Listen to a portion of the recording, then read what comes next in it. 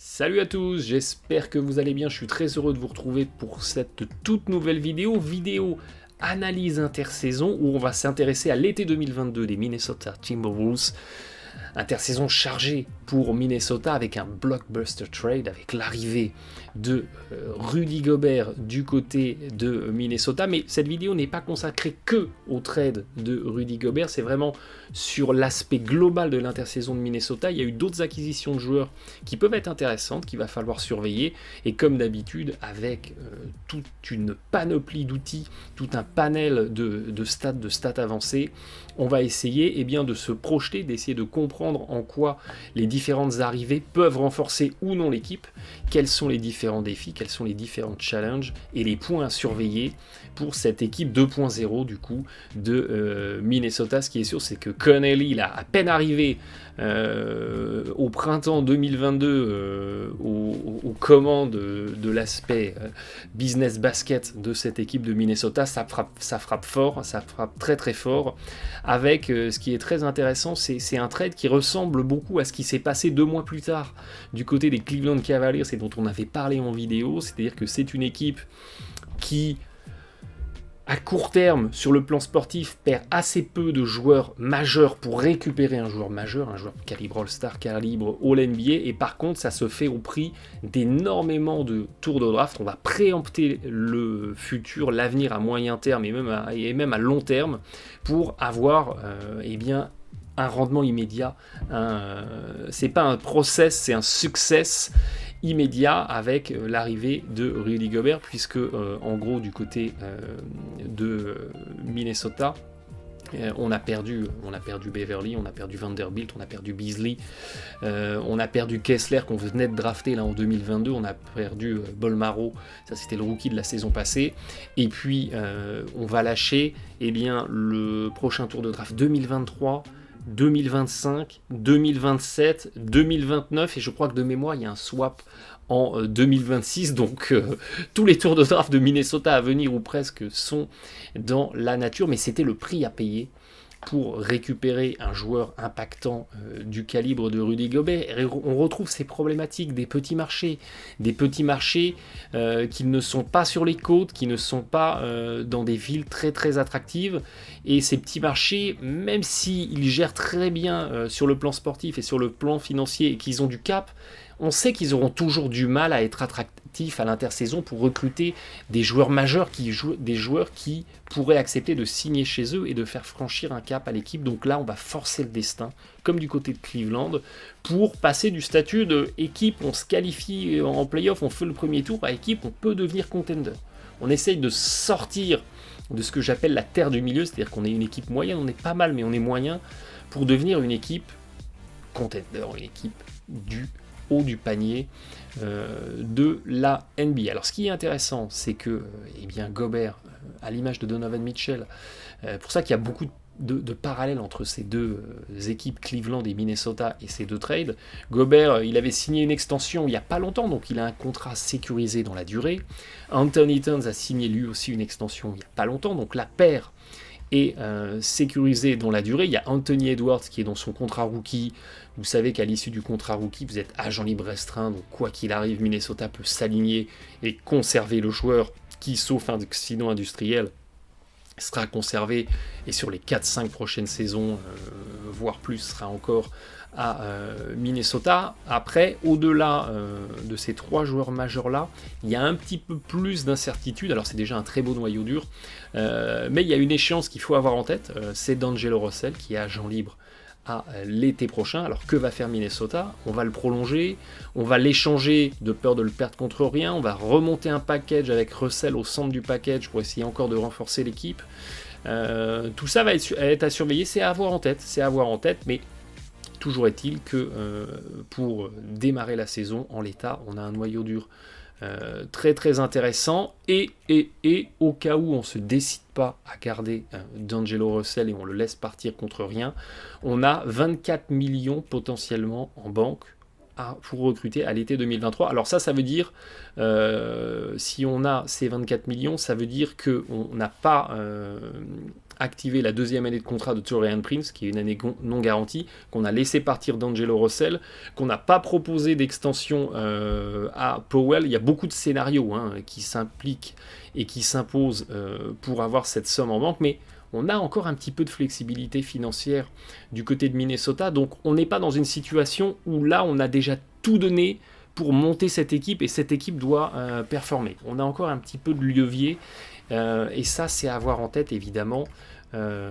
pour la suite. Et puis on le disait, Minnesota finalement accueille Gobert sans perdre de joueurs majeurs du dispositif. Alors oui, Beverly, oui, Vanderbilt, oui, Beasley, c'était des joueurs de complément très intéressants, qui ont fait un travail tout à fait impactant pour Minnesota et qui ont contribué au succès de l'équipe la saison passée, mais ça n'est pas leur faire insulte que de dire que ça n'est pas des joueurs majeurs. Par joueurs majeurs, j'entends Towns, Edward, Russell, et même un Noel qui est en train de s'affirmer comme un joueur impactant et comme un joueur très utile dans ce dispositif Minnesota. Eh bien, on n'a pas eu besoin de sacrifier ces joueurs-là pour accueillir en contrepartie un joueur majeur comme Rudy Gobert. Là où on s'est sacrifié, c'est vraiment sur l'avenir, sur les tours de draft, mais tout le pari de Minnesota, c'est de se dire, mais si on joue le titre en fait sur les 4-5 prochaines saisons, on n'a pas besoin de ces tours de draft qui vont être insignifiants.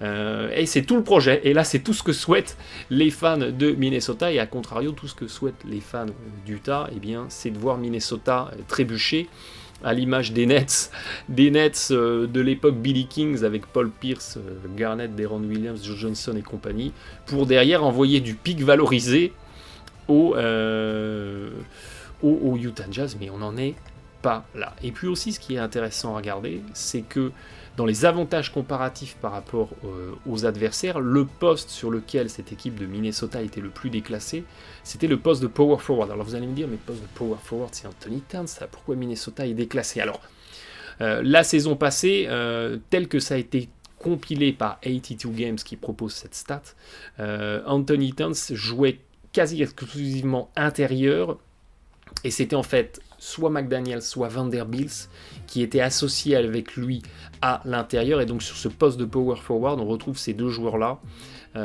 qui, comparativement à leurs adversaires directs, eh bien, avaient un rendement un petit peu déclassé. Donc c'est là où Minnesota avait besoin d'un boost, et on imagine bien qu'avec Gobert en pivot et Anthony Towns décalé en power forward, eh bien, on a une équipe de Minnesota qui gomme cette potentielle lacune à l'intérieur. Et là encore, comme l'arrivée de Donovan Mitchell du côté des Cavs, on est dans la pertinence, c'est-à-dire qu'on va se renforcer dans un compartiment où on était assez faible. Et puis on retrouve, j'aime bien toujours regarder ça, c'est-à-dire quand ils sont sur le terrain, comment a tourné l'équipe, ramené à l'individu. C'est toujours intéressant d'avoir cette statistique en tête, et on se rend compte que eh bien voilà, Beasley avait un impact intéressant, mais finalement inférieur à la moyenne de l'équipe. Beverly avait un rendement tout à fait intéressant aussi. Vanderbilt aussi. On retrouve ces joueurs de complément, et on retrouve un McDaniels, vous voyez, qui est un petit peu déclassé. C'est pour ça que sur le poste 4, ça avait dégradé un petit peu la note. Mais les joueurs majeurs sont là, vont être toujours là, et vont être maintenant accompagnés d'un Rudy Gobert. Alors, est-ce qu'on va avoir un Rudy Gobert super saillant? Est-ce qu'on va avoir un Rudy Gobert qui va permettre à cette équipe de Minnesota de franchir un cap, et même un sacré cap, pour devenir un contender, et pourquoi pas aller au bout et gagner un titre? C'est ce qu'on va essayer d'évaluer dans cette vidéo, parce que du côté de Minnesota, on est face à une sacrée disette. On est face à une équipe de la loose. On a beaucoup parlé des Clippers comme équipe de la loose, mais pour ce qui est d'avoir la poisse et d'avoir des rendements pour le moins contrastés, Minnesota fait très fort, puisque en 34 saisons d'existence, eh bien, cette équipe de Minnesota n'a gagné que 2 séries de playoffs. En 34 saisons, on n'a gagné que 2 séries de playoffs, et c'était la même année. C'était en 2003-2004, quand on est allé jusqu'en finale de conférence à l'Ouest avant de tomber face aux Lakers. Sinon, Minnesota n'a jamais passé le premier tour Alors, il y a eu des qualifications en play-off, notamment sur l'ère Garnett et l'ère Flip Sanders, paix à son âme, où on a réussi à enchaîner les qualifications, mais aussi les éliminations au premier tour. Mais voilà, le bilan des Minnesota Timberwolves en une trentaine d'années, c'est on a gagné 2 séries de play-off. Ça fait peur. Ça fait peur, et on en avait parlé en vidéo, Minnesota, c'est aussi tristement célèbre pour une quantité de choix de draft mal avisés. Des Johnny Flynn, des Rashad McCamp, voilà, il y en a eu des accidents industriels dans les choix de draft de Minnesota, ça n'a pas aidé. Pour rebondir, est-ce que l'heure est enfin venue de la rédemption ? Est-ce que l'heure est enfin venue du côté de Minnesota de découvrir quelque chose qu'on ne connaît pas ? C'est le succès sportif. Eh bien, avant toute chose, avant de comprendre en quoi les arrivées de l'intersaison 2022 vont renforcer ou non cette équipe de Minnesota, il faut déjà comprendre d'où vient cette équipe de Minnesota. Quel a été le rendement ? Quel est le constat de la saison 2021-2022 ? Eh bien, on a une équipe de Minnesota qui a bien tourné, qui a fait une très bonne saison. On finit 12e sur 30 équipes au classement NBA, c'est très bien, on est grosso modo dans le premier tiers de la ligue, et on a un résultat qui est relativement homogène, on a été la 7e meilleure attaque, et la 13e meilleure défense. Chose qui est à souligner, du côté de Minnesota, on a été seulement la 28e équipe de la NBA au rebond défensif, donc en réversion. On a été la 3e équipe de la NBA qui accordait le plus de rebonds offensifs à nos adversaires directs. Et ça, c'est terrible. Parce que n'oubliez jamais que dans le basket, une séquence défensive est terminée au moment où vous arrachez le rebond défensif. Vous pouvez merveilleusement bien contester tous les tirs adverses, tant que vous ne prenez pas le rebond, l'adversaire il a une deuxième chance derrière de vous remettre un panier, et toute la bonne défense que vous avez mis en place ne sert à rien. Donc il y avait une grosse lacune au rebond, première chose. Il y avait une lacune dans la domination dans la raquette, et on en a déjà parlé dans plein de vidéos, dans la NBA moderne, qui est pourtant marquée par une explosion en fréquence du nombre de tirs à 3 points et de l'importance du tir à 3 points, le fait de contrôler sa raquette, ça veut dire quoi ? Ça veut dire je limite la réussite au tir de mes adversaires directs tout près du panier, et moi, ma réussite à moi, tout près du cercle, elle est très bonne. Toutes les équipes qui ont eu du succès ces dernières années en NBA, les Lakers de 2020, les Milwaukee Bucks de 2021, les Warriors de 2022, ont toutes été des équipes qui dominaient dans la raquette. La domination dans la raquette, vous ne pouvez pas passer au travers parce que ce sont des paniers à tellement haut pourcentage que quand vous en accordez trop ou quand vous n'arrivez pas à en marquer assez, vous êtes grandement pénalisé, très grandement pénalisé. Pour la réussite au tir, du coup, des paniers tentés à moins de 8 pieds. Moins de 8 pieds, c'est quoi ? C'est je suis à 2 mètres du cercle. Eh bien, on avait la 19e adresse de la NBA. C'est pas bon. En tout cas, pas suffisant pour prétendre à l'élite de la NBA. Et à contrario, ça c'est toujours l'attaque. Et c'est vrai qu'en attaque, on voit, voilà, on est dans le ventre mou de la ligue. Quand il s'agit d'être tout près de la ligne, à 3 points, on s'en sort bien. Mais tout près du cercle, on est dans le ventre mou de la ligue, et défensivement, c'est-à-dire que nous on marque pas en efficacité, mais en défensivement, on n'a qu'à la 22e défense des paniers tentés tout près du cercle, c'est-à-dire que c'est pareil, à moins de 2 mètres, nos adversaires directs marquent en grande efficacité dans notre raquette, et ça c'est un vrai problème. Problème de rebond, problème de défense du cercle, problème de points au pourcentage à marquer dans la raquette, mais quand vous avez ce triumvirat-là de problématiques du côté de Minnesota, vous êtes Tim Connelly là, qui vient d'arriver à la direction de l'équipe en provenance des Denver Nuggets, vous dites mais attends, il nous faut un intérieur et quitte à aller chercher un intérieur, autant en choisir un très très bon, et bam, le choix de Rudy Gobert sonne comme une évidence. Quand vous mettez ces problématiques-là sur la table, là vous comprenez en quoi le choix de Rudy Gobert, il sonne comme une évidence pour gommer ces éventuelles lacunes de Minnesota. Parce que vous avez, quand il est sur le terrain, un des joueurs qui propose le meilleur rating défensif de son équipe.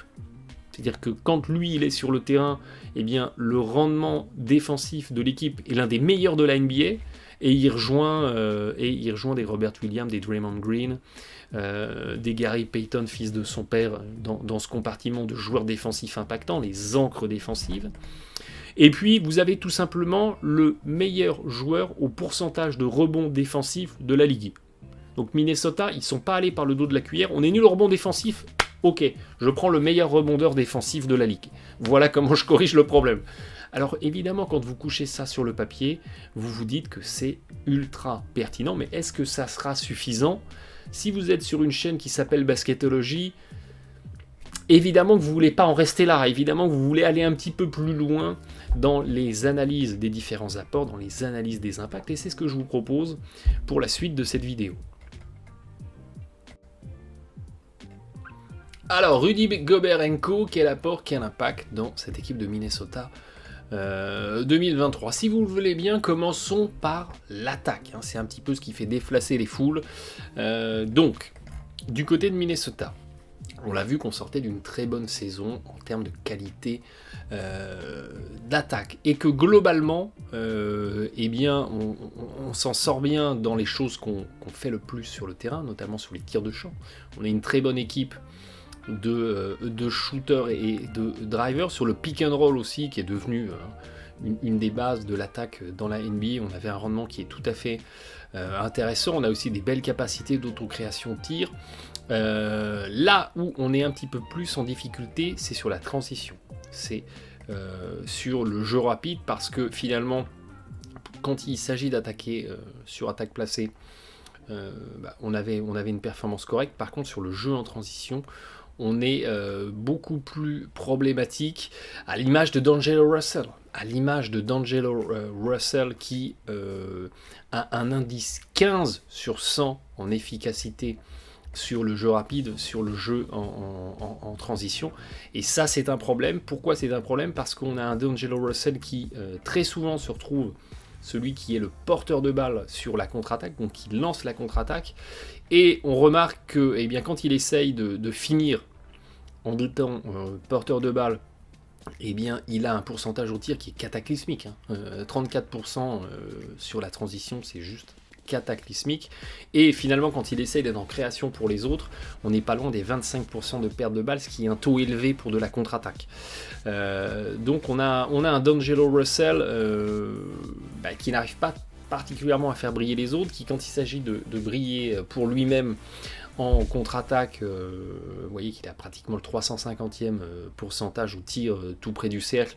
Il est victime un petit peu de son petit gabarit, c'est toujours compliqué de venir finir fort sur de la contre-attaque, sur de la transition ou de la semi-transition, dès lors qu'il y a une opposition en face. Et ça nuit au rendement de Minnesota.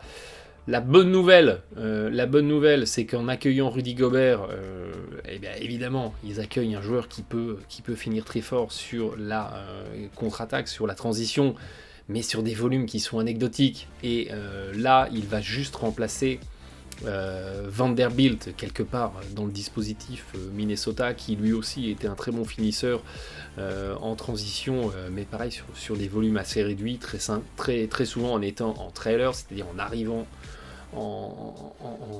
après tout le monde dans la caravane. Une fois que la caravane est passée, il y a l'intérieur qui se présente et puis qui va récupérer et aller dunker, soit qui court dans l'axe et puis la défense est mal placée et il va finir fort dedans.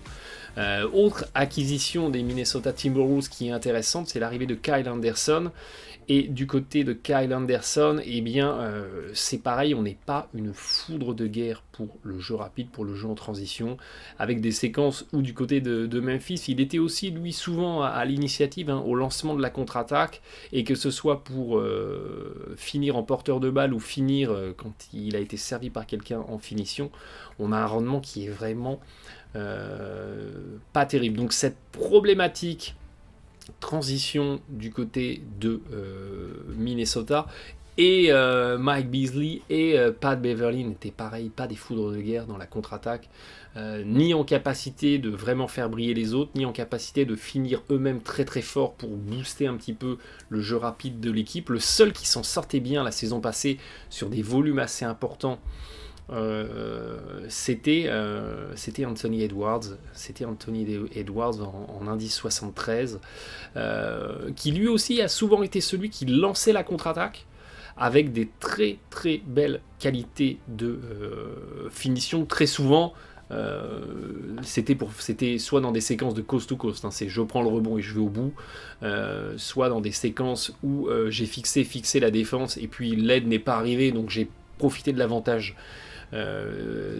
vitesse, avantage qualité athlétique et j'ai fini sur mon défenseur. Soit le défenseur était trop bas et j'ai fait ma petite élévation à 3 points, ce qui devient quelque chose de très courant maintenant en NBA, d'avoir des contre-attaques qui finissent par des tirs à 3 points. Soit j'ai un coéquipier qui a fixé dans l'axe, un D'Angelo Russell, un Beverly, un Beasley à l'époque, et j'ai bénéficié de la passe de renversement et j'ai fini fort à mon tour dans la raquette. Donc il y a un petit rayon de soleil, Anthony Edwards, sur la transition. Gobert remplace Vanderbilt quelque part dans l'efficacité, dans la capacité à être une solution pour finir fort dedans, mais les problématiques de transition sont toujours là et sont toujours assez marquées, et ça n'est pas les arrivées de Kyle Anderson ou même de Austin Rivers ou de Bryn Forbes, qui, je ne les ai pas montrés dans la vidéo parce que les volumes sont très faibles, donc assez peu significatifs sur leur passage la saison passée, notamment aux Nuggets, mais il y a un sujet transition qu'il faut absolument garder en tête. À côté de ça, on a vu que cette équipe de Minnesota, c'est une équipe qui était très à l'aise sur les spot-up, sur les tirs de champ, et ça c'est important parce que effectivement, quand vous avez des forces de la nature dans l'autocréation de tir, je pense à Anthony Edwards, je pense à Anthony Towns, eh bien il vous faut des joueurs, un supporting cast autour, pour pouvoir sanctionner sur les renversements, c'est-à-dire quand la défense va se focaliser sur ces joueurs-là, quand l'attaque va renverser le ballon vers les joueurs qui ne sont pas dans le radar de la défense, il faut que ces joueurs-là puissent soit sanctionner à 3 points en efficacité, soit faire petite feinte et aller attaquer le cercle pour finir fort dedans. Les spot-up, comme vous le savez, ça intègre ces deux possibilités notamment. Et là, on se rend compte que la saison passée, eh bien, on avait effectivement un Beasley qui était très intéressant dans les tirs de champ, dans les tirs en spot-up. Et on avait globalement une belle homogénéité dans l'équipe. Tout le monde pouvait sanctionner avec des niveaux d'efficacité qui sont intéressants, donc ça c'est bien parce que ça multiplie les dangers en attaque sur les reversements. Il y avait McDaniels qui jouait un peu dans un registre de stretch 4, c'est-à-dire d'intérieur, de poste 4 qui s'écarte dans les séquences où on a Anthony Towns qui venait, pourquoi pas, fixer au poste bas dans la raquette. Il n'y a que McDaniels qui était un petit peu en souffrance, je crois qu'il est à 31% à 3 points la saison passée, ceci peut expliquer cela, mais globalement on avait une belle homogénéité de l'attaque, et il est sûr que le départ de Beasley peut laisser un peu de traces parce qu'il était impactant et il était surtout sollicité du côté de Minnesota dans ses séquences en spot-up, dans ses séquences en renversement. Et si on regarde finalement eh bien, les trois arrivées qui quelque part se substituent à et d'un côté Beverly et de l'autre Beasley, eh bien on a un Forbes qui arrive avec un très très bon indice sur les tirs en spot-up, c'est un peu sa marque de fabrique. Forbes, c'est un peu un joueur de catch and shoot, c'est un joueur de renversement, réception, tir à 3 points, il est à plus de 40% de réussite à 3 points. Donc ça c'est intéressant pour Minnesota, au salaire minimum, je ne sais pas dans quelle mesure il arrivera à se faire une place dans la rotation, à avoir du temps de jeu, mais il peut avoir une contribution et il peut avoir un apport de substitution sur ce que pouvait proposer Beasley. Sur Kyle Anderson, c'est un petit peu plus compliqué, on a un rendement moyen, on est dans le correct. Anderson, de toute façon, c'est le prototype du joueur moyen. C'est le joueur, il n'est bon nulle part, mauvais nulle part, il fait tout de manière moyenne, que ce soit en attaque ou en défense. C'est assez fascinant, c'est vraiment le couteau suisse. Et puis on a aussi du coup Austin Rivers qui a été recruté à l'intersaison du côté de Minnesota, qui également est un excellent joueur de spot-up, de renversement, soit pour des catch and shoot à 3 points, soit c'est pour une petite feinte, dribble de décalage, élévation ou finition en dedans. Donc là, si vous êtes fan de Minnesota, vous vous rassurez un petit peu, parce que vous vous dites, oui, on a perdu Beasley qui contribuait beaucoup, mais on a récupéré des joueurs qui peuvent avoir des minutes, qui peuvent évoluer sur les mêmes postes, et qui peuvent finalement eux aussi contribuer à hauteur de ce que Beasley pouvait apporter. Intéressons-nous au pick and roll. Et là, le pick and roll, il y a un énorme sujet. Déjà, la saison passée, Minnesota était considéré comme bon, hein, une bonne équipe de pick and roll, avec des très bonnes séquences d'Angelo Russell, avec des très bonnes séquences de Jalen Noel. On en avait parlé sur Twitter, qui était la saison passée l'un des meilleurs joueurs de la NBA sur les pull-ups, donc c'est-à-dire je suis en train de dribbler et je sors de mon dribble pour faire un tir à mi-distance ou à 3 points. Il avait une très belle efficacité là-dedans, ça se retrouve dans ces séquences de pick and roll porteur de balle. C'est pour ça que je vous dis, il est en train de devenir un joueur majeur, un joueur très important du dispositif Minnesota. Et puis on a même un Anthony Edwards qui quand il bénéficie d'écran la saison passée, et il le faisait assez souvent en fréquence, et ça contribuait beaucoup dans l'attaque placée de Minnesota. On avait un rendement qui est tout à fait correct, qui est tout à fait intéressant. Et pourquoi le pick and roll porteur de balle devient un sujet majeur pour cette équipe de Minnesota? C'est parce qu'avec l'arrivée évidemment de Rudy Gobert, on a récupéré le joueur qui, historiquement, depuis plusieurs saisons en NBA, fait le plus de ce qu'on appelle les screen assists. Screen assist, c'est quoi? C'est je pose un écran à un coéquipier, et derrière ce coéquipier qui prend mon écran va mettre un panier. Donc c'est un écran qui a permis un panier derrière, donc soit un écran sur un joueur qui avait déjà la balle, et qui, en sortie de mon écran, et allait scorer, soit un écran sur un joueur qui n'avait pas la balle et qui a fait un catch and shoot, qui a fait une réception tir, et qui a sanctionné derrière. Et d'ailleurs, ça n'est pas pour rien que l'équipe la meilleure de la NBA la saison passée sur le pick and roll porteur de balle, c'était Utah. Alors oui, on a des mutants du pick and roll, des Mitchell, des Conley, des Jordan Clarkson, même des Joe Ingles et des Bogdanovic. Mais n'oubliez pas que dans une séquence de pick and roll, il y a deux joueurs. Il y a un joueur qui a le ballon en main, qui est un peu le point de cristallisation, mais il y a aussi le joueur qui pose l'écran. Et des écrans mal posés, des écrans dans le mauvais timing, eh bien, vous ne permettez pas au coéquipier de créer la séparation sur le défenseur, et ne sous-estimez pas l'importance de poser des bons écrans. Et ça, évidemment, Rudy Gobert, c'est quelque chose qu'il maîtrise à la perfection. Et là, vous avez plein de solutions qui existaient déjà, mais qui vont se retrouver maximisées du côté de Minnesota. Et là, vous avez effectivement des joueurs comme évidemment d'Angelo Russell, comme des joueurs comme Anthony Edwards, les petites arrivées de Bryn Forbes, les petites arrivées de Austin Rivers. Tous ces joueurs-là, eh bien, doivent voir leur rendement sur le pick and roll porteur de balle booster, et ça amène l'attaque placée de l'équipe vers le haut. Et ce qui est très intéressant, c'est que comme Rudy Gobert ne tire pas à 3 points sur les séquences de pick and roll, et bien très souvent la défense adverse défend en drop, c'est-à-dire que le joueur qui défend sur Rudy Gobert, il ne monte pas trop haut, parce que le danger, c'est que Gobert, une fois qu'il est posé son écran, il ouvre et il se retrouve tout seul dans la raquette, donc on reste en bas en protection de la raquette, ce qui fait que le porteur de balle sur la sortie de l'écran, très souvent il se retrouve tout seul, il se retrouve pas défendu, et il a des tirs non contestés.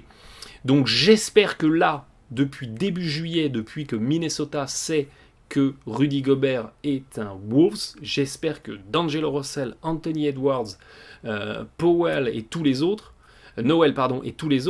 ils ne font que travailler les séquences en sortie de dribble, les petits pull-ups, ils n'ont fait que ça de l'été. Parce que là, ils vont avoir des autoroutes pour aller mettre des tirs en sortie de dribble, des tirs à mi-distance ou des tirs à 3 points, voire des petites sorties de dribble, accélération, finition en dessous grâce aux bonnes séquences proposées par Rudy Gobert. Et souvenez-vous, il n'y a pas si longtemps que ça, il y avait une série de playoffs entre Utah et Denver où de part et d'autre, entre Jamal Murray et Donovan Mitchell, on enchaînait les matchs à 50 points. C'est pas que d'un seul coup on avait pris feu et on était inarrêtable. C'est juste que, Rudy Gobert et en face, du côté des Denver Nuggets, avec Jokic, on défendait en drop, c'est-à-dire que l'intérieur ne sortait pas sur le poseur de l'écran, et à chaque fois Murray et Donovan Mitchell, ils se retrouvaient tout seuls.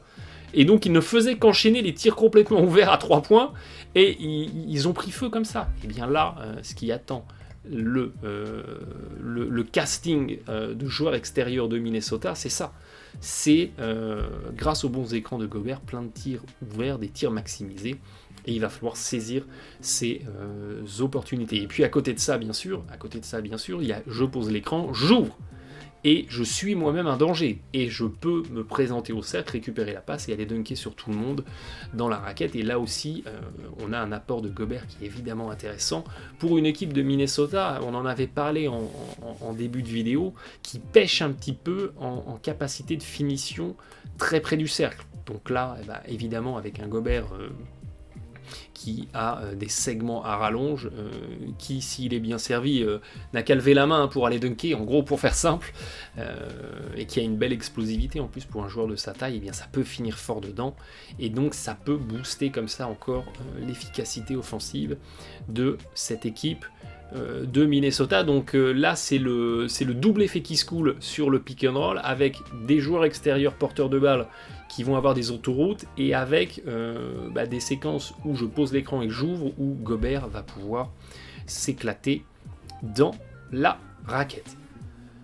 On a survolé l'attaque, intéressons-nous aussi évidemment à la défense, même si je vous mets toujours en garde sur les travaux de projection de ce que peut devenir une défense. C'est toujours compliqué parce qu'on ne défend jamais seul au basket. Autant vous pouvez attaquer seul, on fait isolation, tout le monde se pousse, et vous créez votre propre tir, et vous êtes un mutant, vous êtes un James Harden, vous êtes un Giannis, et vous êtes inarrêtable. Autant la défense, vous seul, vous ne pouvez pas arrêter les 5 joueurs adverses. Donc c'est toujours compliqué de faire des projections sur la défense, parce que y a des effets d'alchimie qui sont toujours compliqués à transposer. Mais essayons de jeter un œil. C'est pareil, on retrouve quelque part une défense de Minnesota qui est quand même relativement homogène.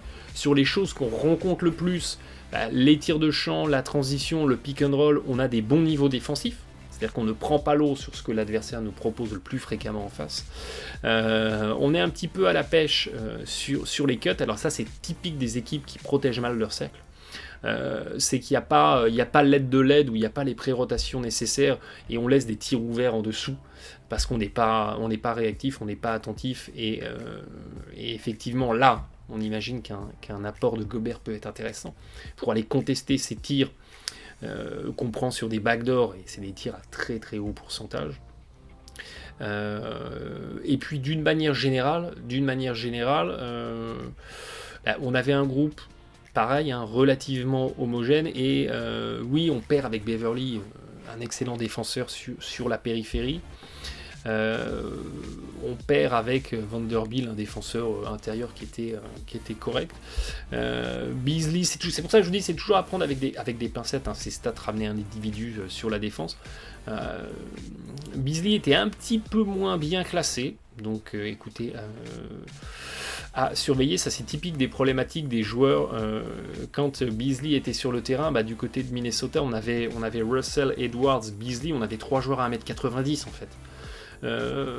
Et quand ça change et que vous avez en face un Beasley 1m90 qui doit défendre sur un LeBron James ou un Kevin Durant ou un autre mutant ou un Giannis, évidemment qu'il va être un petit peu limité en taille, il va être un petit peu limité en poids puissance, et il peut être exposé. Ou même quand c'est un Beasley qui doit être le troisième homme sur une séquence défensive de pick and roll et qui doit venir aider, et qui se retrouve à devoir essayer de barrer la route à un 40 tonnes qui veut aller au cercle, aller dunker. C'est pareil, avec son gabarit un petit peu en dessous, il souffre. Typique des problématiques quand vous avez des line-up assez petites. Alors, quid des arrivées. La bonne nouvelle, surprise surprise avec Rudy Gobert, on récupère un défenseur qui est pas mal. On récupère un défenseur qui est pas mal. Donc évidemment, pour ce qui est de protéger et de tenir la raquette, ça devrait aller. Et puis avec Kyle Anderson, on a un peu, pareil, on retrouve le profil du joueur moyen, du joueur couteau suisse. Je suis ni bon ni mauvais. Et puis du côté de Rivers et Forbes, on récupère, c'est intéressant, on récupère et du côté de Rivers un défenseur qui est considéré comme pas mauvais et qui, il est vrai, quand il est en défense active sur le porteur de balle, un profil un peu à la Beverly, qui peut être un défenseur très, très agressif, très, très affûté sur le porteur de balle. Bryn Forbes, c'est pas son fonds de commerce, évidemment. Lui, il est plus là pour sanctionner sur des renversements, sanctionner à 3 points. La défense, c'est moins sa tasse de thé, mais on a une contribution, voilà, qui peut être, sans être excellence, sans être en excellence, qui peut faire un petit peu office de bouchage de trous dans le gruyère défensif que pourrait être cette défense de Minnesota. Alors globalement, maintenant du côté des T-Wolves, qu'est-ce qu'on peut imaginer comme rotation? Parce que la saison passée, on avait un 5 majeur qui a été utilisé et qui a globalement été beaucoup utilisé, qui était bien en place et qui avait un rendement très impactant puisqu'on est à plus 13 en net rating, donc on a eu raison de l'utiliser parce que ça marchait très bien. Et on avait dans cette configuration Beverly et Russell sur la ligne arrière, on avait Towns et Vanderbilt entre guillemets à l'intérieur, et puis on avait Anthony Edwards en électron libre sur le poste de l'ailier. Donc on jouait relativement petit, entre guillemets, relativement petit, et il y a une autre configuration qu'on a aussi pas mal utilisée, c'est la même version, mais au lieu d'avoir Beverly, on avait Beasley soit en association toujours avec Vanderbilt, soit en association avec McDaniels aux côtés de Anthony Towns. Donc du coup, on pourrait imaginer que les Minnesota Timberwolves la saison prochaine, ils proposent un 5 majeur avec Gobert Towns évidemment à l'intérieur, ça ne se pose pas comme question, avec pourquoi pas Kyle Anderson du coup ramené en small forward, et on retrouverait sur la ligne arrière Edwards et D'Angelo Russell dans des postes qui sont un petit peu plus proches de leur gabarit physique. Ça voudrait dire du coup qu'en 5 mineurs, on aurait Reed McDaniels, Taurean Prince, qui était un joueur important du dispositif aussi la saison passée, on retrouverait Noel, et là du coup on aurait un triptyque. On aurait un triptyque en backup extérieur avec J-Mac, avec Rivers et avec Bryn Forbes. Pourquoi pas? On pourrait aussi imaginer, parce qu'on a vu que Beverly dans le 5 avec Russell en 2 et Edwards en 3, ça marchait très bien. On pourrait pourquoi pas imaginer coach Finch décider de faire confiance à Austin Rivers, qui assurerait la tâche entre guillemets de pitbull défensif et qui peut aussi sanctionner efficacement sur des renversements à 3 points. On aurait un Austin Rivers qui reprendrait ce rôle de Beverly, et à ce moment-là, on aurait en sortie de banc, on aurait Anderson, on aurait Noel, on aurait Bryn Forbes, on aurait Reed à l'intérieur, on aurait McDaniels, pourquoi pas. C'est une config qui n'est pas à exclure, qu'il faut avoir en tête. Affaire à suivre. Je pense qu'il va y avoir de la compétition pour la 5e place dans le 5 en fait. Et ce qui est intéressant, c'est que pour coach Finch, eh bien, ça laisse une éventualité de miser plutôt sur la vitesse, avec quelque chose de très petit, en réintégrant un arrière dans le 5, où on a la possibilité de quelque chose de plus conventionnel, avec pourquoi pas Anderson, avec pourquoi pas McDaniels du coup qui serait ramené en 3, même si l'impact de McDaniels sur la saison passée est quand même très très contrasté. Il faudrait qu'il ait beaucoup progressé et qu'il manque des bonnes choses à l'intersaison pour que du côté du coaching staff de Minnesota on décide de l'intégrer dans le 5. Mais pourquoi pas, ça va être à surveiller, et en tout cas ça laisse des possibilités tactiques pour trancher un petit peu sur les différentes options qui vont être proposées. Alors évidemment, on ne peut pas s'intéresser à l'intersaison de Minnesota sans se poser la question de savoir est-ce que l'association Karl Anthony Towns et Rudy Gobert, est-ce que ça peut marcher? Est-ce que ça va marcher? Est-ce que les deux joueurs vont réussir à jouer ensemble et sont faits pour cohabiter? Première chose déjà à avoir en tête, c'est que la saison passée, Anthony Towns a énormément joué aux côtés de Vanderbilt. C'est-à-dire que quand vous regardez les 5 dans lesquels Anthony Towns a évolué, vous remarquez que les 5 qui ont été les plus utilisés étaient des 5 où il y avait et Vanderbilt et Anthony Towns ensemble sur le terrain. Et pourquoi c'est intéressant? Parce que Vanderbilt, il ne tire pas à 3 points. Il a quelque part un profil d'attaque qui est très ressemblant à celui de Rudy Gobert, où je ne vais marquer avec un beau pourcentage par rapport à la moyenne NBA que tout près du cercle. J'ai pas de tir à mi-distance, j'ai pas de tir à 3 points, ou un tir à 3 points anecdotique. Je n'ai une existence offensive que tout près du cercle. Et ça, c'est intéressant parce qu'on pourrait s'imaginer qu'avec l'arrivée de Gobert, on a une raquette qui va être un petit peu bouchée pour Anthony Towns et que ça va contraindre Anthony Towns à reculer parce que Gobert va prendre la place ou parce que Gobert va s'écarter mais son défenseur va flotter et va venir gêner Anthony Towns. Et bien, en fait, quelque part, c'est quelque chose qu'il a déjà connu la saison passée.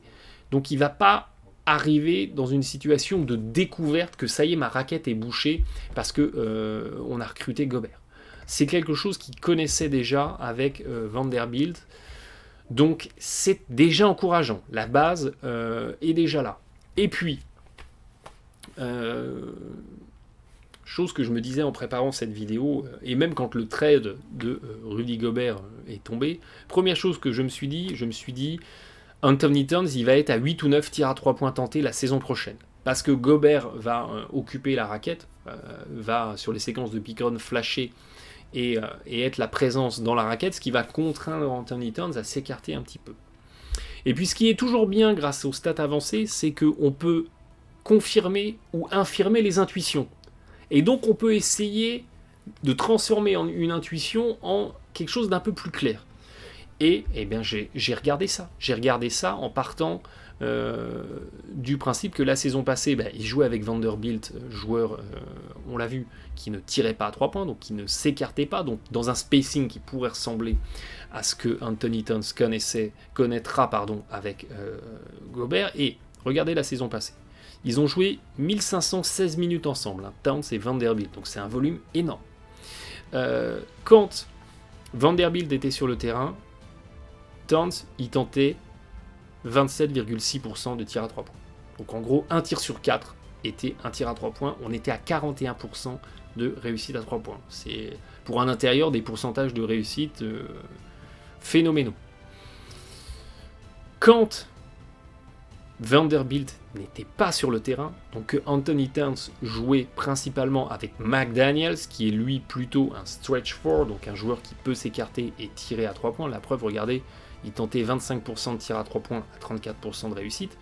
On pourrait s'imaginer, McDaniels, il reste à la périphérie, il reste à 3 points, on étire l'attaque et on laisse Towns près du cercle pour faire sa magie. On pourrait donc s'imaginer que Towns, quand il est dans un dispositif où c'est lui le pivot, il tente moins de 3 points, il tente plus de tirs tout près du cercle. Eh bien pas du tout. Les pourcentages tentés en fréquence de tirs à 3 points sont quasi identiques aux séquences où il était avec Vanderbilt. Donc en fait, que la raquette elle soit dégagée ou pas, Anthony Towns y joue de la même façon, même fréquence de tir, même adresse. Regardez, on est à 42, 41, 42, 27, 27. Donc la présence, en fait, l'arrivée de Rudy Gobert ne va pas changer la sélection de tir de Anthony Towns, puisqu'elle ne changeait pas la saison passée, qu'on ait un stretch four ou un intérieur plus classique à ses côtés. Donc ça déjà c'est intéressant. Et pour vous projeter, vous pouvez tout de suite déjà mieux comprendre comment ça peut matcher entre les deux. Oui, ça c'était Vanderbilt in et ça c'était Vanderbilt out, vous aurez compris. Et puis, pour ce qui est de sa réussite à lui, de Anthony Towns, eh bien, quand il jouait avec Vanderbilt, les fameux 1516 minutes ensemble, il était à presque 63% au tir réel, 28% de taux d'usage, ce qui quelque part, pour un joueur qui met autant de points, 28% de taux d'usage pour Anthony Towns, c'est pas énorme. Hein. C'est pas un joueur qui bouffe des ballons, c'est pas un joueur qui tire la couverture à lui en tentant tous les tirs de son équipe.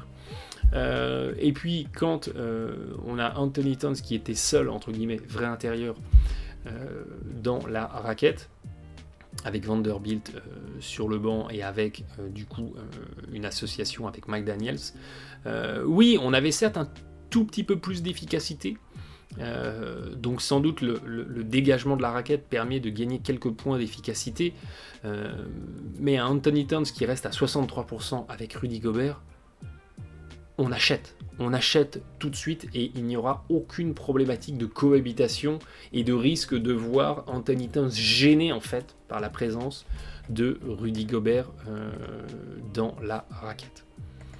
Voilà, et ça c'est la shooting chart de Anthony Towns. Et pourquoi c'est intéressant d'avoir cette shooting chart en tête? Parce qu'en fait, entre Rudy Gobert et Anthony Towns, il y a énormément de complémentarité. C'est-à-dire que quand Gobert va être dans des séquences de pick and roll où je viens flasher, on a un Anthony Towns qui peut rester à la périphérie et qui a 41% de tir. Donc évidemment que vous allez devoir défendre sur lui, rester haut sur lui, ce qui à contrario, en effet réversion, laisse la raquette ouverte à Gobert pour flasher sur les pick and roll. Et puis on a aussi, c'est pareil, à contrario, des séquences où quand Gobert monte poser un écran, on peut avoir un Anthony Towns qui se lance dans le dos de la défense pour aller finir fort dedans. Et puis, cerise sur le gâteau, on peut imaginer des séquences où Gobert pose un écran sur Anthony Towns qui est porteur de balle, et là ça devient indéfendable. Comment vous voulez défendre Gobert qui pose un écran sur un Anthony Towns porteur de balle, où en gros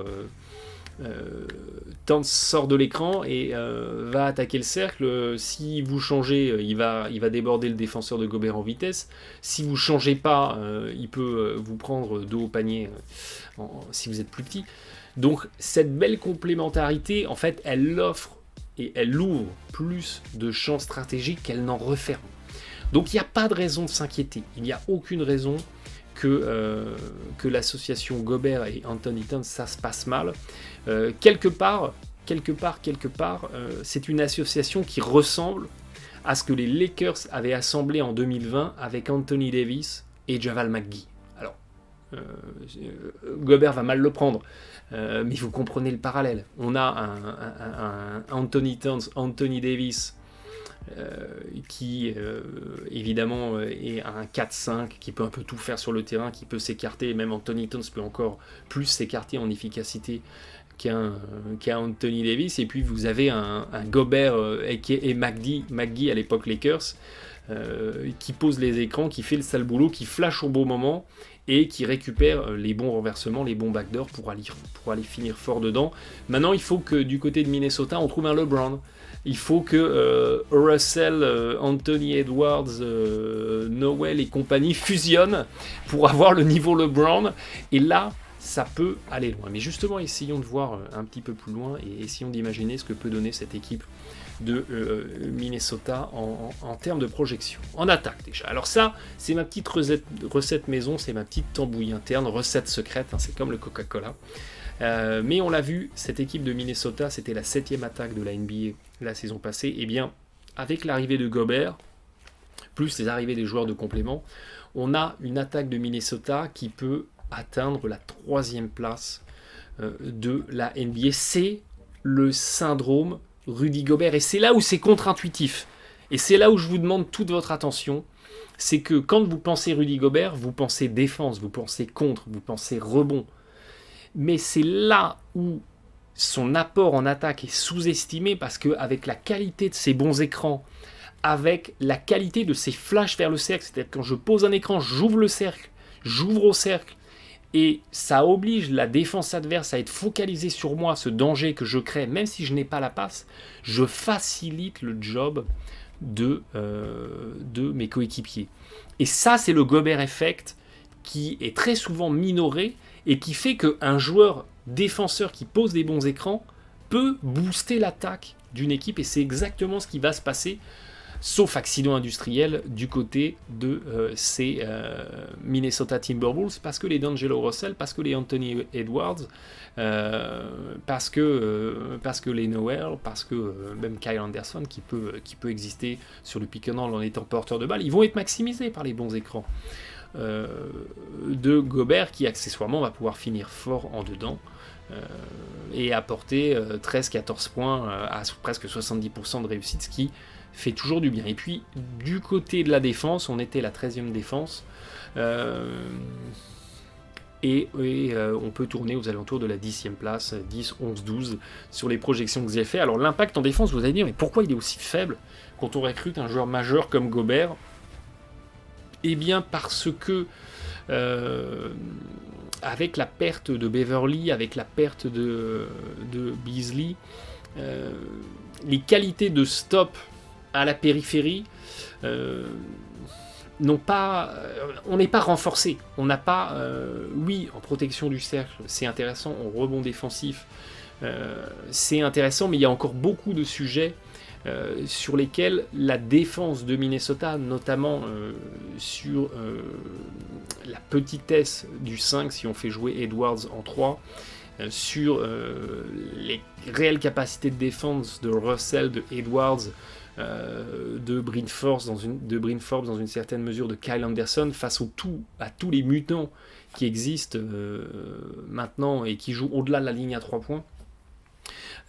Sur même la défense de Karl Anthony Towns, qui va s'abriter, ça va être moins visible parce qu'il va s'abriter derrière Rudy Gobert, mais ça reste problématique, et c'est là quelque part le paradoxe en fait de l'arrivée de Rudy Gobert, c'est que ça devrait a priori permettre de bien booster l'attaque des Timberwolves tout en renforçant un petit peu la défense, mais c'est là où ça sera pas le plus marqué. Et regardez Utah la saison passée qui avait Rudy Gobert. Utah, meilleure attaque de la NBA, 10e défense. Alors qu'on avait l'encre défensive par excellence de la ligue. Ça va être très intéressant d'ailleurs, parce que quelque part cette équipe de Minnesota peut se Utah-jazziser. On va en parler un tout petit peu plus tard avec les défis, avec les points à surveiller qui attendent cette équipe de Minnesota. Pour moi, le premier sujet, le premier objet qui va déterminer le succès ou non de cette équipe de Minnesota, c'est D'Angelo Russell. C'est D'Angelo Russell qui devient un joueur très important de cette équipe de Minnesota avec l'arrivée de Gobert. Pourquoi ? Parce que d'un côté, il doit bénéficier des bons écrans de Gobert pour maximiser son rendement d'attaque. Et ça fait un moment, regardez, que D'Angelo Russell, il est à 55% au tir réel. Ça fait un moment qu'il plafonne en fait. Il faut qu'il y ait un boost. Il faut qu'il y ait un boost avec l'arrivée de Gobert pour pouvoir exister un petit peu plus sur le pick and roll quand je suis le porteur de balle, exister un petit peu plus sur la transition, et surtout je dois être celui qui va aller servir, qui va créer les passes décisives sur le Rudy Gobert qui m'aura posé des bons écrans et qui aura bien ouvert au cercle. Donc on a un D'Angelo Russell qui a énormément de responsabilités sur la saison prochaine parce qu'il va être le chef d'orchestre. Rudy Gobert, il n'existe pas sans ballon. Vous donnez un ballon à Rudy Gobert au poste bas, il ne sait pas quoi en faire. Rudy Gobert ne sait pas se créer son propre tir. Il est dépendant des bonnes passes des coéquipiers pour aller finir fort dedans en attaque. Et les coéquipiers sont dépendants de ces bons écrans pour se maximiser des solutions. Et là, Russell, il est ultra important. Il va devoir lui se maximiser et il va devoir avoir la vision de jeu pour servir Gobert quand Gobert aura bien ouvert et qu'il se retrouvera tout seul en dessous. C'est une lourde responsabilité. Alors, la bonne nouvelle, c'est que Russell, il a un bon assist-turnover ratio, c'est-à-dire qu'il fait des passes décisives et il n'est pas loin des 3, ce qui La moyenne NBA aux alentours de 2, ce qui est bien supérieur à la moyenne NBA. Donc ça c'est intéressant, mais Minnesota ne peut pas se permettre d'avoir un Russell qui rate les bonnes passes à Gobert et qui n'arrive pas à exploiter ses bons écrans. Donc sursaut d'orgueil et progression attendue pour D'Angelo Russell, qui peut être le facteur qui fait que cette équipe de Minnesota, elle est bonne ou très bonne, ou voire moyenne ou bonne. Ça dépend de lui. Ça dépend de lui. Il est en contract year, c'est-à-dire que là, son contrat, il se termine. Il a besoin de faire une saison référence pour décrocher un contrat avec le plus de dollars dessus et la plus longue durée possible pour la saison prochaine. Russell ne peut pas, lui aussi, sur le plan personnel, se permettre de foirer sa saison. Minnesota a besoin de lui, mais lui, il a besoin aussi de Minnesota pour aller, avec son agent, signer le meilleur contrat possible. Donc, il y a un énorme sujet sur Russell. Le succès de Minnesota, c'est Russell. Et j'ai envie de dire, si Russell n'est plus sur les plombs de l'équipe à moyen terme, sur la solution de substitution qu'on aura trouvée à la place de Russell. Parce qu'on a vu qu'il est en dernière année de contrat, si Minnesota passe sur autre chose, il faut qu'il y ait un joueur qui apporte un boost sur sa position pour que cette équipe de Minnesota franchisse un cap. Et c'est pas compliqué en fait. Regardez du côté de Utah. On en avait parlé en vidéo quand on avait fait un point sur cette équipe de Utah. C'était pas la saison passée, c'était encore la saison d'avant. Il faut que D'Angelo Russell soit le Mike Conley des Minnesota Timberwolves. Du côté d'Utah, le duo Mike Conley, Rudy Gobert, c'était le duo le plus impactant ensemble sur le terrain parce que l'un existait pour l'autre et l'autre existait pour l'un. Les deux étaient liés. Je te fais des bons écrans, tu auras des bons tirs et à contrario, je te ferai des bonnes passes, tu auras des bons dunks en dessous. Cette alchimie-là, elle doit absolument se recréer du côté des Timberwolves. Comment ne pas parler de l'avenir des Timberwolves sans parler du développement d'Anthony Edwards? Il est encore tout jeune, il a 20 ans. Il est dans sa deuxième saison. Ce qui est intéressant, c'est qu'il y a eu une belle progression par rapport à sa saison de rookie. Saison de rookie classique maintenant, des joueurs qui arrivent à 19 ans à NBA. On est dans les 50% au tir réel. On a un impact qui est assez anecdotique par rapport à un joueur titulaire standard. Et puis dans sa saison 2, dans sa saison de sophomore, et bien voilà, on commence à être au-dessus un peu de la moyenne NBA au tir, on commence à avoir un impact notamment boosté par les belles qualités d'attaque qui commencent à être intéressant. Pareil, Anthony Edwards, il doit ô combien profiter de la présence de Gobert, de ses bons écrans, des stops, des rebonds défensifs arrachés de Gobert et des transitions qu'on va lancer pour se maximiser. Anthony Edwards doit être le Donovan Mitchell des Minnesota Timberwolves. On a un Edwards qui doit se maximiser comme Mitchell s'est maximisé avec Rudy Gobert. Je maximise sur le pick and roll, je maximise sur les bonnes séquences que Gobert va me donner. Je développe aussi mes qualités de playmaking sur la capacité à créer sur les autres, à créer pour les autres, pardon. Anthony Edwards, c'est encore assez faible, c'est encore assez limité. On est plus dans un joueur qui se crée pour lui que je suis en création pour les autres. Vous voyez, on est dans les 15% de passes décisives, c'est pas beaucoup. Là aussi, avec la présence de Gobert, on doit, du côté de Edwards, retrouver ces petites séquences où on va le servir comme Donovan Mitchell savait le faire. Donc les yeux sont aussi évidemment tournés sur Edwards, mais difficile d'imaginer qu'il ne bénéficie pas de tout le cercle vertueux que peut apporter un Gobert dans le jeu d'attaque et dans le lancement de séquences de transition où on l'avait vu en début de vidéo. Edwards sait se mettre en valeur. Et voyez, regardez, Edwards, c'est pareil, c'est un couteau suisse. Il est bon partout, mais sur des compartiments comme le pick and roll, maintenant avec la présence de Gobert, il peut passer de bon à très bon, voire à excellent. Affaire à suivre. Et puis, on est aussi soutenu et les yeux tournés vers le développement du supporting cast de cette équipe de Minnesota qui est encore tout jeune. Maintenant, les joueurs de complément, les joueurs qui vont apporter entre 15 et 20 minutes, les role players de cette équipe de Minnesota, ils sont là. C'est les Reed, c'est les McDaniels, c'est les Noel, et Minnesota a besoin pareil, d'un franchissement de cap de ces jeunes joueurs-là pour espérer aller loin. Et là, c'est des joueurs de 20, 21 ans, 22 ans, hein, c'est très très jeune. Donc, Minnesota ne peut pas se permettre d'avoir des role-players qui ne sont pas au rendez-vous si on a un objectif d'aller loin en play-off et d'aller, pourquoi pas, décrocher un titre. Regardez les Lakers de 2020. Ils font tapis pour récupérer Anthony Davis. Ils récupèrent Anthony Davis, mais le titre, il ne s'est pas joué sur LeBron James et Anthony Davis. Le titre des Lakers 2020, il s'est fait parce qu'on a constitué un supporting cast avec KCP, avec Javal McGee, avec Avery Bradley, on avait gardé Kuzma à l'époque. Tout ça a été cohérent et la mayonnaise a prise et on a réussi à construire une équipe de contenders. C'est exactement ce que doit faire Minnesota. N'oubliez pas que quand vous assemblez un mur, alors oui, il y a les grosses briques, il y a les grosses briques qui constituent le mur, et entre les briques, il y a le mortier, il y a le ciment qui fait la cohésion. Le mortier, le ciment, c'est les role-players. Si le mortier, le ciment n'est pas de bonne qualité, le mur s'effondre. Une équipe NBA, une équipe de sport collectif, c'est la même chose. Donc l'avenir de Minnesota est aussi, en tout cas avec cette escouade actuelle, est aussi suspendu au développement de ces joueurs-là. Alors Noel sort déjà d'une saison passée très très très intéressante. McDaniel, c'était plus contrasté.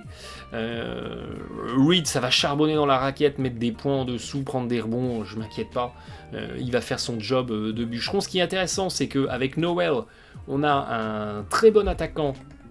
C'est ce qu'on voit ici, regardez. On a un très bon attaquant avec un très beau rendement. Hein, pour un joueur aussi jeune, ces rendements-là d'attaque, c'est vraiment spectaculaire. Notamment sur les tirs de champ et sur le pick and roll. Mais à contrario, on a un défenseur vraiment moyen, pour rester poli. Donc du côté de Noel, on a une continuité à fournir dans l'attaque et des qualités de défense à un petit peu plus affirmer. Et du côté de McDaniel, c'est un peu l'inverse.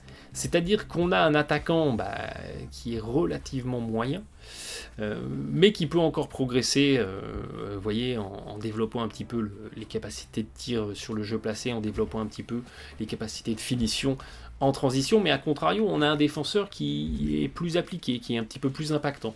Donc c'est intéressant d'avoir ce binôme de jeunes role-players importants du dispositif de Minnesota, qui chacun dans leur coin apportent des choses très différentes et doivent quelque part se gagner en polyvalence sur des choses opposées. C'est assez fascinant, mais ça sera à suivre de très près. En tout cas, cette équipe de Minnesota, l'arrivée de Rudy Gobert, on l'a vu en début de vidéo, hein, ça gomme énormément de lacunes à l'issue de la saison passée, qui était une saison de référence, donc c'est pertinent, c'est cohérent. Maintenant, on est suspendu à ce que peut devenir un D'Angelo Russell dans cette équipe 2.0.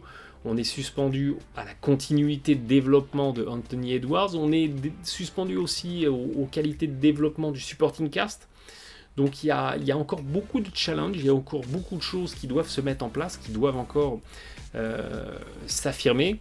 En tout cas, au vu des projections, hein, au niveau du rendement d'attaque atteint et du niveau de défense qu'on peut fournir, on a une équipe, souvenez-vous de l'adage, hein, mais grosso modo, quand vous êtes dans le top 10 attaque, top 10 défense, vous êtes officiellement labellisable comme une équipe contender, et cette équipe de Minnesota, eh bien, elle peut parvenir à ce niveau-là. Ça va être assez fascinant, fascinant à observer, mais on a une équipe de Minnesota qui peut effectivement beaucoup ressembler à ce que l'équipe d'Utah proposait la saison passée et les saisons passées, avec un assemblage de joueurs qui ont des profils qui sont un peu en continuité. Ça va être assez fascinant à suivre. En tout cas, c'est un bon exemple, parce que oui, Utah, certes, n'est pas allé au bout. Mais voilà, imaginez les équipes d'Utah des saisons passées dans lesquelles vous viendrez injecter un joueur calibre de Karl Anthony Towns. On se serait dit, wow, c'est peut-être que Minnesota en réversion peut réussir à faire. Ça sera observé, on sera là. On sera au rendez-vous. J'espère que vous serez à mes côtés pour continuer à suivre ça. D'ici là, évidemment, bon match à tous.